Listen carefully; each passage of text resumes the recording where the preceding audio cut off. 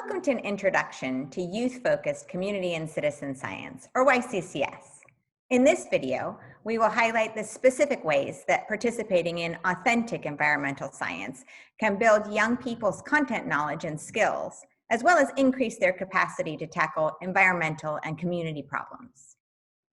We will also look at the ways that students are able to make connections to and apply the Common Core State Standards and the Next Generation Science Standards, or NGSS, through a citizen science project. YCCS projects are an opportunity to engage in the scientific practices of the Next Generation Science Standards while contributing to authentic scientific research. In this module, we will talk through important connections between YCCS, your students, the standards, and other important learning outcomes. Today, we'll be talking about what youth-focused community and citizen science is and the benefits of implementing it within the schools. My name is Peggy Hart. I am the Education Program Manager for the Center for Community and Citizen Science, and I've been a teacher for more than 20 years. And my name is Kait Murray. I'm a PhD student in Science and Agricultural Education at UC Davis and the Graduate Student Researcher at the Center for Community and Citizen Science. So first, let's talk about what community and citizen science is and can look like. The term citizen science is getting used in a lot of ways these days as the field has gained greater and greater popularity. And there are lots of other terms that people are also using for the same kind of activity. Things like community-based participatory research, crowdsourcing, volunteer monitoring, collaborative monitoring, or public participation in scientific research. So we want to make sure that we all know what we're talking about during this module when we use the term citizen science. When we say community and citizen science, we're talking about when members of the public, everyday people, and kids are participating in or collaborating with professional scientists to produce new knowledge, such as engaging in image sorting through crowdsourcing projects on platforms like Zooniverse, or monitoring pollinators or their local watershed, or submitting photos to a more social citizen science platform like iNaturalist. This new information can then be used for research, environmental monitoring, advocacy, civic action, or any number of other purposes. At its core, youth-focused community and citizen science is all about when young people play a role in creating new scientific knowledge, becoming experts in their local environment, and then using that new knowledge to take action and make change. CCS is a way to engage the public in doing and contributing to authentic scientific research. But what that looks like can take on many different forms. Projects can be more about data submission, like the soil monitoring project, What's in Your Backyard, from the University of Oklahoma, where participants send in soil samples for scientists to use in biomedical research, looking for various fungus compounds. Youth-focused community and citizen science can also be about kids participating in large national projects where they submit data on birds or butterflies or bees, like the Audubon Christmas Bird Count, which started on Christmas Day in 1900 and is the longest-running citizen science project in the US. Or the Great Sunflower Project, the largest citizen science project focused on pollinators with over 100,000 members. Projects can also be more community-based, the second C in YCCS, where community members highlight the need in their area, determine research questions, and work with the scientific community to collect data and analyze their findings to make environmental decisions or advocate for change through policy. One example of a community-led project is the Louisiana Bucket Brigade.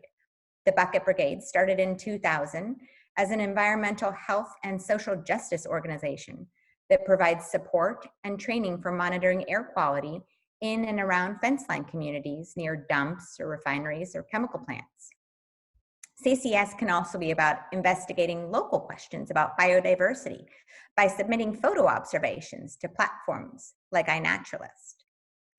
When we use the term community and citizen science, we think it's important to include both large-scale crowdsourcing versions of citizen science, like when people help classifying photos of the galaxy online or collect data on birds in their backyard to send to ornithologists, but also the community-based version, where community members work together with professional scientists to perform the research or monitoring questions, design and collect data, help analyze in some cases, and disseminate the findings to relevant audiences.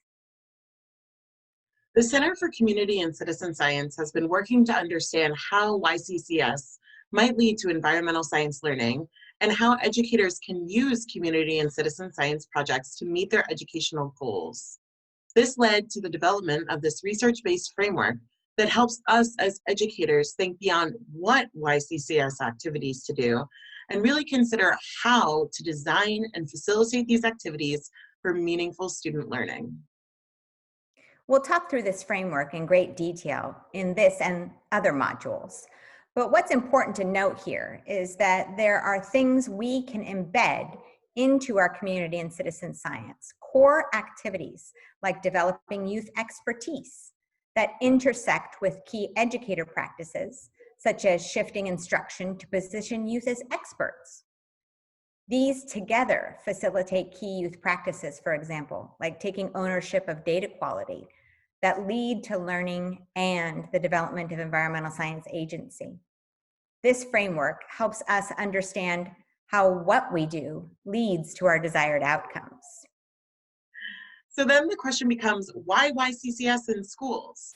Now we're going to talk about the many different kinds of learning that YCCS can facilitate and the ways that it fits in with educational standards. Based on that research, we have found that youth-focused community and citizen science offers and allows the opportunity for youth to learn about their local environment and community, determine what kind of change to create in their community. It gives students an opportunity to shape their local environment, an opportunity to gain ownership of or feel a part of or have access to science, a field that has not always been inclusive, and contribute to environmental science research. This is not just what we probably think of as standard environmental knowledge and skills, including the norms and processes of science, but also the ways that youth develop an identity related to the environmental science and see their own expertise in it, particularly their own agency to make change, their confidence in their own ability to use the skills and knowledge for tackling environmental problems or community problems.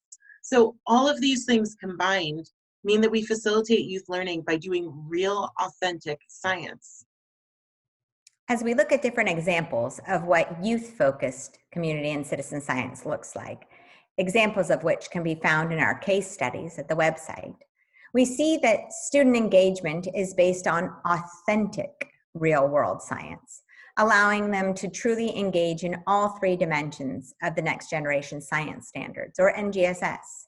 They are working on the practice of analyzing and interpreting data, deepening their content knowledge, focusing on the disciplinary core ideas, and applying their model of how the system of their school campus functions across a variety of scientific domains.